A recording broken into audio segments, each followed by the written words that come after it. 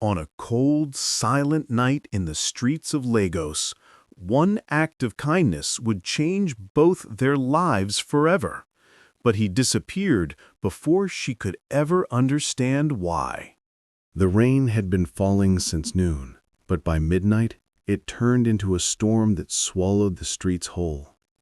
Lagos was drenched in silver light and thunder, the kind of night that stripped the city of its rhythm and left only the hum of wind through narrow alleys. Under the cracked awning of an abandoned bakery, a woman sat curled beneath a faded blanket. Her name was Mara, a soft-spoken, middle-aged black woman with short, tightly curled hair that glistened with rain.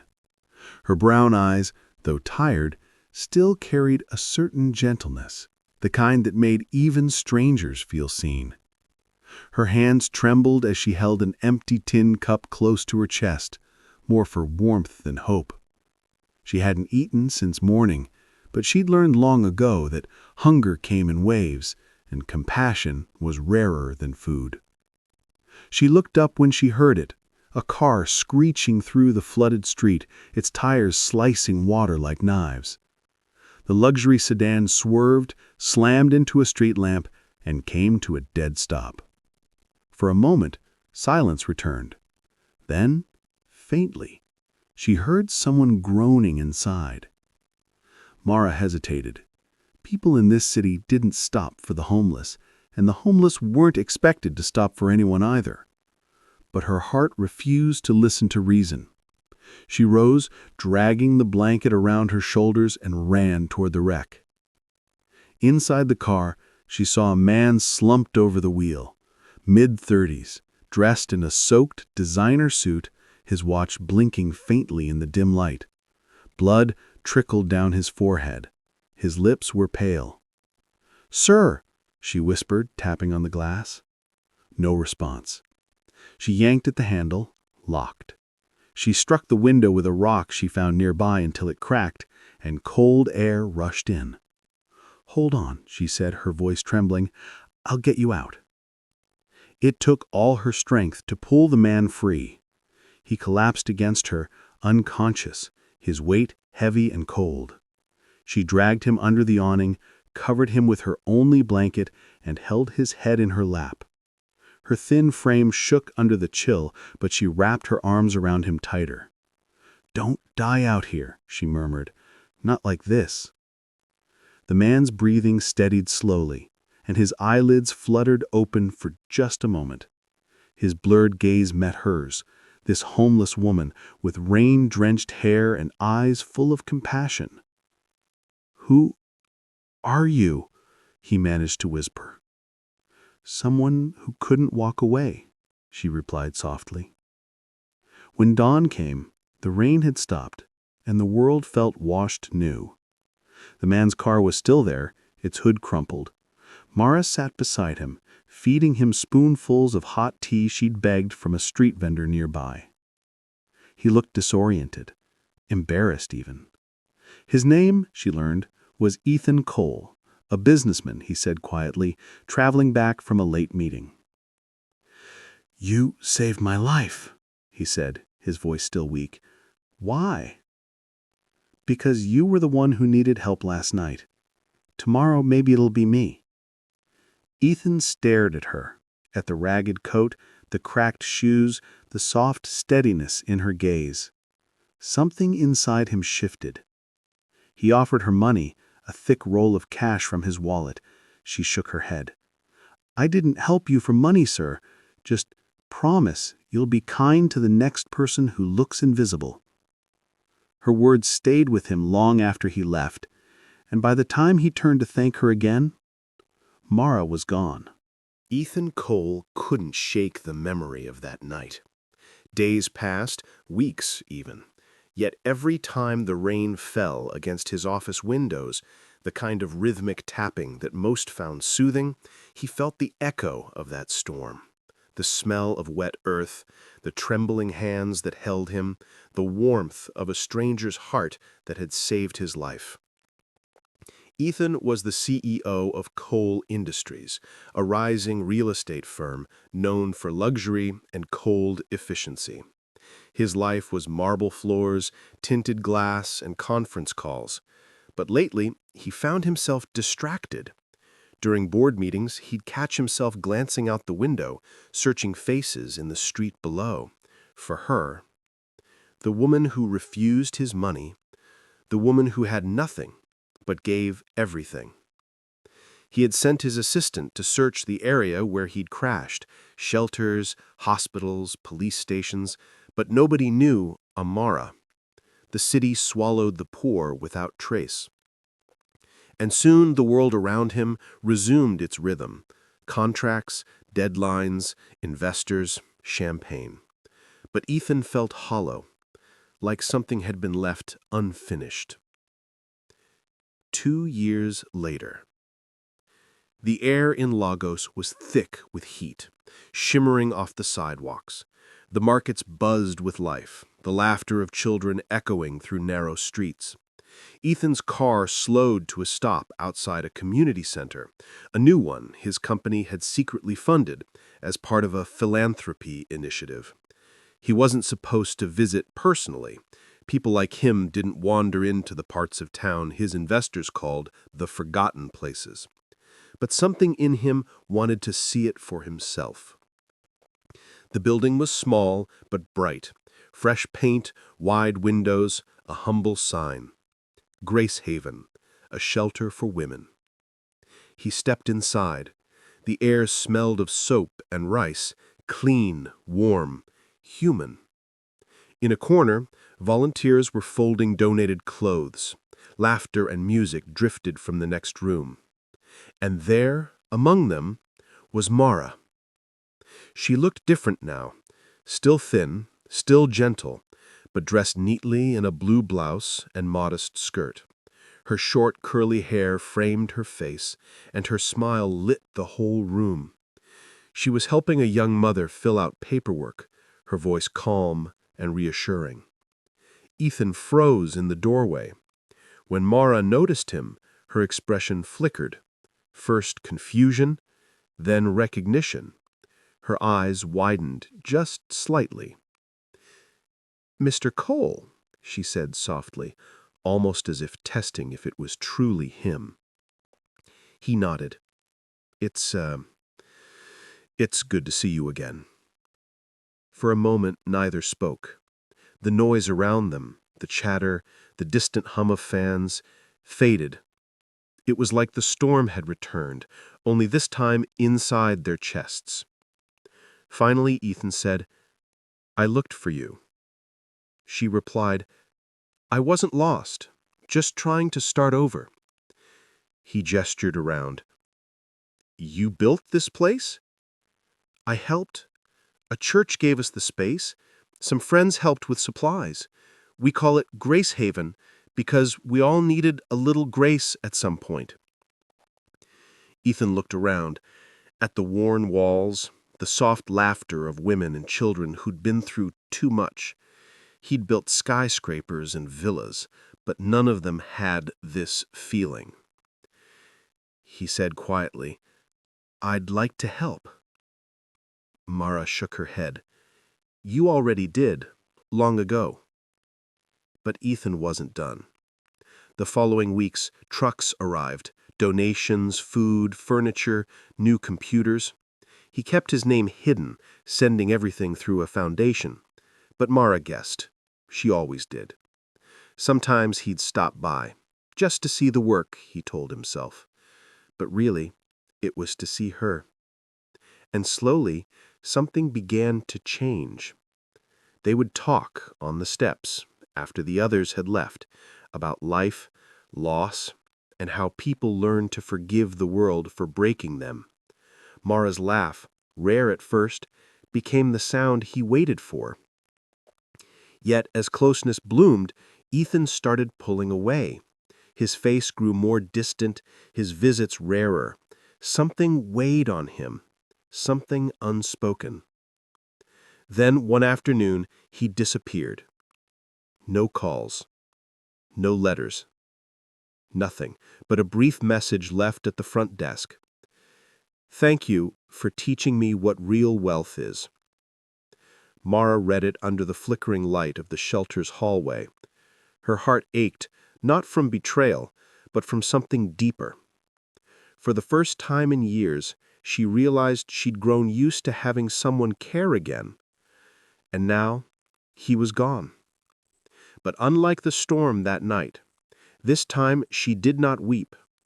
She simply whispered a prayer for him wherever he was.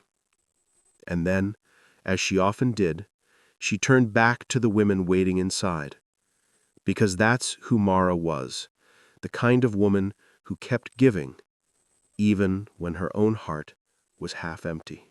Rain returned to the city like an old memory. Months had passed since Ethan's last message, but Mara still found herself glancing at the gate each evening as the light dimmed, expecting to see him there, tall, reserved, his face carrying that quiet guilt he never spoke about. But it never happened. The nights felt longer now. After the women and children went to sleep, she would sit by the window of the shelter, her hands folded in her lap, the distant thunder murmuring like a lullaby. Sometimes she imagined hearing his voice again, that calm tone, the one that seemed to carry both strength and sadness. But Ethan was gone. No one at the company had heard from him. His assistant said he had taken personal leave. The papers called it a disappearance. And for a city that thrived on gossip, his absence became a story. Another billionaire gone quiet. Yet to Mara, it wasn't just a mystery. It was an unfinished grace. Meanwhile, somewhere in the countryside, Ethan had driven for hours through narrow roads until the city lights disappeared completely. He had no destination, only the ache of exhaustion, from wealth, from masks, from everything that made his life feel like a performance. He stopped at a small coastal town, quiet and sun-drenched, where nobody knew his name.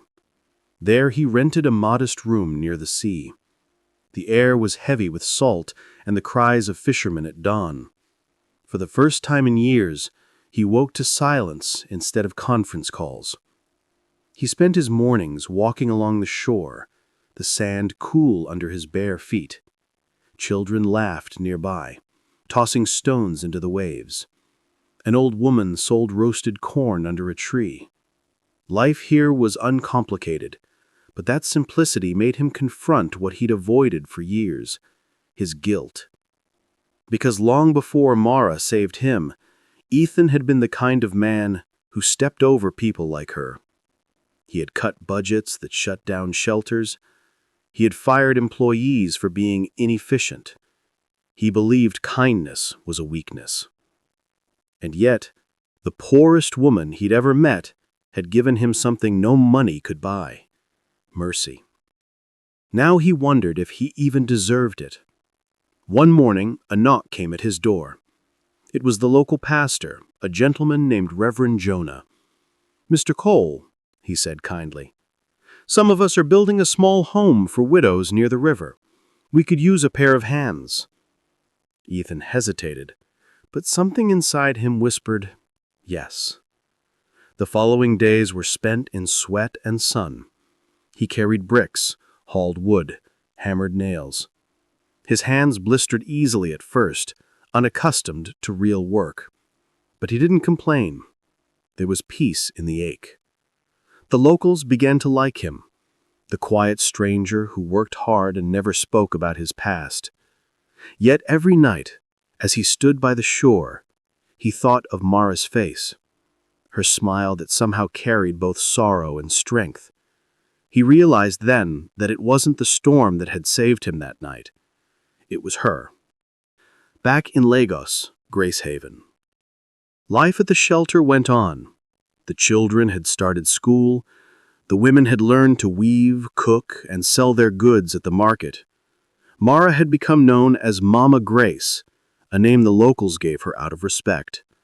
But there were moments when she would stop mid-conversation, her eyes distant, as if her heart was listening to something far away. One afternoon, as she was preparing supplies, a small TV in the common room played the evening news. Her hand froze. Coal industry CEO Ethan Cole, presumed missing after nearly 8 months. Family offers reward for any information. The world saw a lost businessman, but Mara saw a man who didn't want to be found. 2 years later, the first time she saw him again was by accident. Mara had been invited to a charity conference in a coastal town, a gathering of local shelters and donors. She wore a simple beige dress, her hair pinned up, her heart calm. As she stepped into the hall, her eyes fell on a man standing near the back, tall, sunburned, his shirt sleeves rolled up, his face leaner but unmistakably familiar. Ethan. For a moment the world tilted. She thought she was dreaming. He turned and their eyes met. Neither smiled, neither moved. It was as though time had folded in on itself. After the meeting ended, Ethan approached her, quietly. "Mara." His voice was softer, heavier with something she couldn't name. "I thought you were gone," she whispered. "I was. And maybe I needed to be." They stood outside beneath the palms, the ocean wind carrying the scent of salt and rain. Ethan's eyes were tired, but peaceful. "I've been learning how to live without money defining me, helping build homes, schools. I wanted to understand what you already knew." Mara's eyes glistened. "And what's that?" "That love without pride," he said, "is the only thing worth keeping." For the first time in a long time, she smiled. It wasn't the smile of surprise or pity. It was understanding. Two broken souls who had finally healed in the same rhythm. The late afternoon sun spilled across the coastline like liquid gold, painting the sky in shades of coral and amber. Seagulls drifted lazily over the waves, their cries echoing faintly as if singing of lives once broken, now pieced together again. Mara and Ethan walked slowly along the narrow road behind the conference hall. Neither spoke for a while. Their steps were gentle, hesitant, like two people afraid to disturb the fragile calm between them. It was Ethan who broke the silence first. "I used to think I could buy redemption," he said quietly, "that if I gave enough money, built enough shelters, maybe I could erase who I was." Mara listened, her eyes fixed on the horizon. "You can't buy redemption," she said softly, "but you can grow into it." He looked at her, the corners of his mouth trembling. "I used to think I could buy redemption. You sound just like the night you found me. Do you remember what you said?" "I told you to stop trembling," she said, smiling faintly, "and that the cold wouldn't kill you if you had kindness to keep you warm." He nodded, and for a fleeting second he looked like the lost man she had found years ago, scared, proud, human. The next day, Ethan visited Grace Haven for the first time since that night. The children ran up to him curiously, tugging at his sleeves. The walls were painted in bright colors now, with small murals of birds and suns that Mara had painted with the kids. She led him through the halls. "Everything you see here was built by faith and hands that refused to stop working. No one here had much, but they gave what they could." He paused near a classroom, watching a young girl read aloud from a worn book. His voice faltered when he said, "It's beautiful." Mara smiled. "It's home." He turned to her, eyes glistening. "I want to help, not as a savior, but as someone learning what home means again." Mara studied him for a long moment, then nodded. "Then start by sweeping the courtyard," she said gently, handing him a broom. Ethan laughed quietly, the kind of laugh that sounded like it had waited years to escape, and so he did. Weeks passed.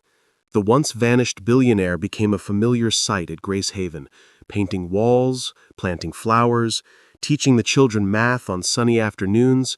He worked beside Mara, silently, patiently, with the humility that made others look at him with both surprise and respect.